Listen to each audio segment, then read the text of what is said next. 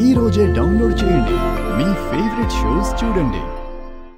ఒక పంచి 50 గుంజలు నువ్వు తీ, 50 గుంజలు తను తీస్తుంది. ఆహా, మాకేం సంబంధం? మీరు ఛాలెంజ్లు చేసుకుంటే తనెందుకు గుంజులు తీయాలి? తనకి కాళ్ళు నొప్పులు పుడతాయి కదా. నువ్వు మొదలు పెట్టమ్మా.